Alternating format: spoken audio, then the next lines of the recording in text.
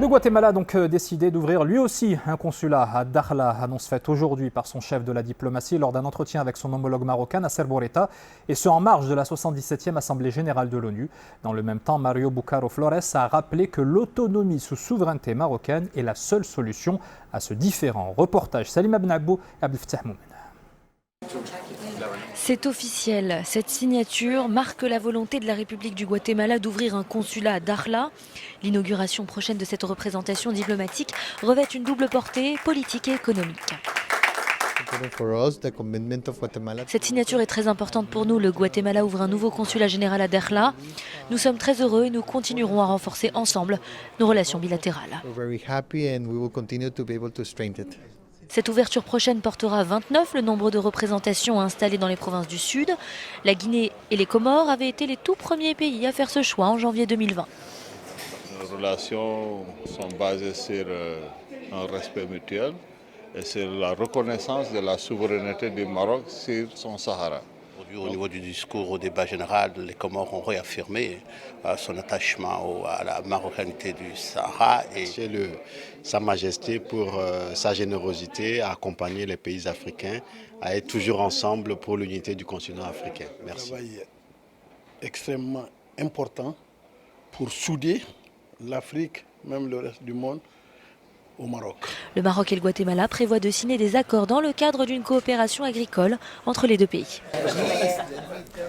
New York, pour sa part, avant cela, le Soudan du Sud a démenti la propagande véhiculée par l'Algérie et le Polisario. Son ministre des Affaires étrangères a rappelé que le pays reconnaît uniquement les États qui sont membres des Nations Unies. C'est ce qui ressort de la lettre officielle adressée au chef de la diplomatie marocaine et distribuée à New York. New York, où nous attend donc Salima Benabou, notre envoyée spéciale. Bonsoir. Depuis l'arrivée de la délégation marocaine dans l'enceinte de l'ONU, la diplomatie nationale est particulièrement active et aujourd'hui encore, l'agenda de Nasser Bourita a été très chargé, comme vous l'avez constaté. Bonsoir Wadir, ici il est un peu plus de 15 heures à New York et l'après-midi est encore long, très long pour notre ministre des Affaires étrangères. Nasser Bourita a rencontré une trentaine de ses homologues lors de cette semaine de haut niveau. Dernière en date, c'était il y a quelques minutes, notre ministre des Affaires étrangères s'est entretenu avec son homologue des Pays-Bas. Il s'agit pour la délégation marocaine, Wadir, de discuter des questions d'intérêt commun, mais également de promouvoir le multilatéralisme. Ce matin, il a participé à une réunion ministérielle pour renforcer le maintien de la paix et la sécurité en Afrique à travers la prévention du terrorisme.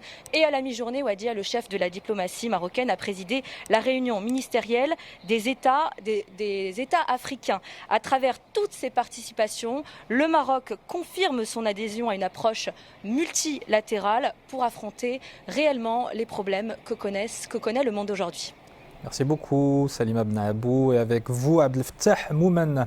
Nasser Bourita qui a par ailleurs fait savoir que le Maroc et l'ONU se sont engagés à faire du 9e Forum mondial de l'Alliance des civilisations des Nations Unies un succès à la hauteur des enjeux auxquels le monde est confronté. L'événement est prévu à Fès les 22 et 23 novembre prochains. Voyez le reportage de notre équipe sur place. Il représente l'Alliance des civilisations des Nations Unies. Miguel Ángel Moratinos a été reçu par Nasser Bourita. Le prochain forum de cette plateforme créée pour favoriser une meilleure entente entre toutes les nations aura lieu à Fès. Nous allons accélérer le travail préparatoire conformément aux très hautes instructions royales en coordination avec les Nations Unies pour que ce soit un rendez-vous réussi, pour que ça apporte une valeur ajoutée attendu par le secrétaire général des Nations Unies et par la communauté internationale. Le choix du Royaume du Maroc par cette organisation qui dépend des Nations Unies et en particulier de la ville historique de Fès pour accueillir cette édition n'est pas une coïncidence. Envoyer un message de paix, d'entente et de compréhension mutuelle dans une situation géopolitique complexe. Le Royaume du Maroc a été un pays modèle. Sa Majesté, le roi Mohamed VI, a montré déjà depuis tout son royaume, tout son règne, comment le Maroc apporte les valeurs et les principes de On tente. Dans le combat contre le fondamentalisme, à travers la coopération et le dialogue interculturel et interreligieux, le Maroc a toujours fait figure de trait d'union. Rendez-vous est donc pris le 22 et 23 novembre prochain. À présent, les félicitations adressées par Sa Majesté Mohammed VI au serviteur des lieux saints de l'islam, le roi d'Arabie Saoudite Salman ibn Abdelaziz Saoud, et au prince héritier Mohammed Ben Salman, à l'occasion de la fête nationale de leur pays. Dans ses messages, le souverain implore le Très-Haut de renouveler pareille occasion pour le peuple saoudien avec davantage de progrès et de prospérité avant de se féliciter des relations de fraternité distinguées unissant les deux royaumes, relations que Sa Majesté le roi souhaite plus fortes et plus riches.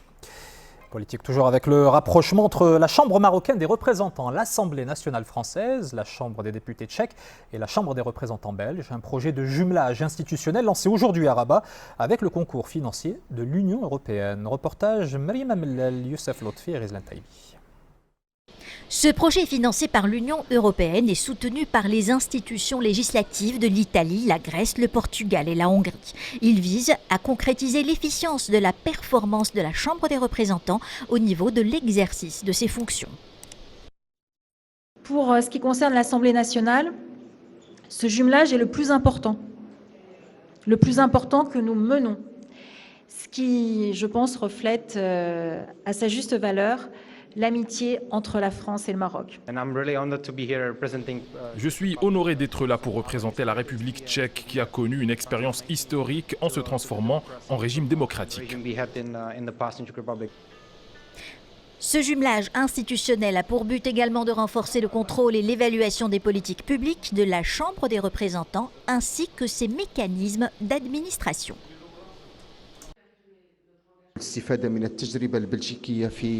L'expérience qui nous intéresse chez les Belges, c'est l'utilisation de plusieurs langues au sein du Parlement. C'est une expérience très évoluée. Toutes les activités du Parlement belge sont dans les deux langues, la flamande et la française. Nous avons à notre tour lancé la traduction en langue amazigh. On vient de parler de l'étude d'impact avant de décider de quelque chose, savoir exactement comment cela va se dérouler, quels impacts sur une série de points, que ce soit financiers, mais aussi bien d'autres aspects, comme par exemple la question de l'égalité entre les hommes et les femmes. Ce jumelage qui se poursuivra jusqu'en avril 2024 s'inscrit dans le processus de consolidation des acquis du projet de jumelage précédent mis en place entre 2016 et 2018. Autre forme de diplomatie culinaire, celle-ci entre le Maroc et la France. C'est la deuxième fois que de telles rencontres se tiennent dans la capitale de l'Hexagone. Et cette fois-ci, c'est dans l'enceinte de l'UNESCO que les acteurs politiques, gastronomiques et culturels se sont retrouvés pour promouvoir les liens qui existent entre les deux pays. Les organisateurs espèrent recevoir au moins 1500 visiteurs, comme ce fut le cas l'an dernier. Et tout de suite, dans notre rubrique Esprit d'entreprise, focus sur ce salon dédié aux passionnés de moto et au public désireux de se convertir aux deux roues. L'événement porté par Karim Kaissoumi surfe sur la vague de l'intérêt grandissant pour ces véhicules. Pour les uns, une alternative à la voiture dans les centres-villes encombrés. Pour d'autres, un véritable moyen de s'évader vers le grand air.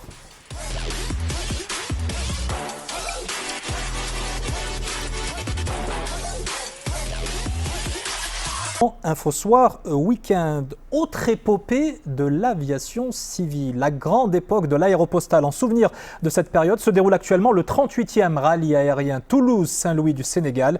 Un périple de 10 000 km avec des escales dans le Sahara marocain au niveau des villes de Tarfaya, Laayoune et Dakhla. Reportage Nizar Bouhout et Yassine Aziz.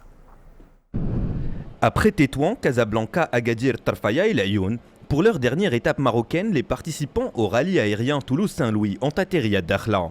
En parcourant près de 10 000 km en 2 semaines à une vitesse qui oscille entre 240 et 300 km/h, ces derniers souhaitent rendre hommage aux pionniers de l'aéropostale qui suivaient ce parcours au début du XXe siècle. Cette histoire méritait d'être racontée et méritait d'être commémorée. C'est pour ça que nous avons décidé de faire ce rallye. Enfin, c'est pas moi qui ai décidé, ça a commencé en 1983. Et ça ne s'est jamais arrêté, sauf les 2 années de Covid. Pour les 70 aventuriers qui participent au rallye cette année, les escales marocaines ont permis de découvrir la diversité des paysages du royaume, tout en ayant un avant-goût de l'hospitalité qui caractérise les Marocains. C'est ma première participation. Déjà, on est enchanté par l'accueil que les Marocains nous ont fait depuis le début, depuis Tétouan jusqu'à ici. Et on a vraiment des paysages extraordinaires. Ici, dans le sud, nous avons rencontré beaucoup de vent et de sable. Le Sahara est une nouvelle expérience avec des paysages que nous n'avons pas en Europe. Le rallye qui se déroule cette année du 17 au 30 septembre est marqué par la participation de 26 équipes de 7 nationalités, à savoir la France, les États-Unis, l'Allemagne, la Norvège, le Royaume-Uni, la Belgique et le Pérou. À présent, le coup d'envoi du 21e festival Tanjaz lors de la soirée inaugurale. Le public de la Perle du Détroit a vibré au rythme blues, funk, jazz, bien évidemment du groupe américain The Yelbows. Ambiance avec Oussama El-Qali et Farid Reitou. Ils se présentent comme 4 copains qui se connaissent depuis 2 décennies. Réunis par leur passion pour faire perdurer ce jazz, né en Nouvelle-Orléans il y a plus ou moins 100 ans. Avec leurs chapeaux, leurs cuivres et leurs énergies diverses, les Yelbows ont su donner un bon coup de départ au festival de jazz de Tanger.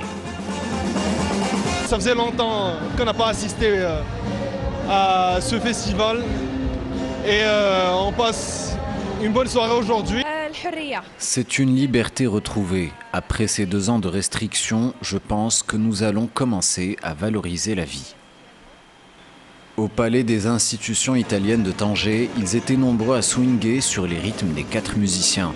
Alternant les styles brass band et jazzy, ils ont réussi à séduire le public tangérois. Incroyable. Tanger, dingue. Les Tangérois, fabuleux. Fond quoi, c'est cool, c'est cool. Ça a super bien fonctionné, ils étaient hyper réceptifs, on est très heureux. Et l'accueil était super. Une excellente soirée. Ouais. Le ton est donné aux festivités du temps jazz où swing est le mot d'ordre. Le festival promet d'explorer dans son riche programme des styles très différents au bonheur des mélomanes de la ville du Détroit. Et on prend de nouveau de la hauteur pour clore cette édition avec ces images de synthèse dans l'espace aux abords de cet astéroïde. Il s'agira de tenter d'en dévier la trajectoire en percutant la petite lune qui tourne autour de lui. Dans la nuit de lundi à mardi prochain, la NASA va envoyer une sonde à 11 millions de kilomètres de la Terre pour vérifier s'il est possible de modifier ainsi volontairement la trajectoire d'un astéroïde qui menacerait la planète.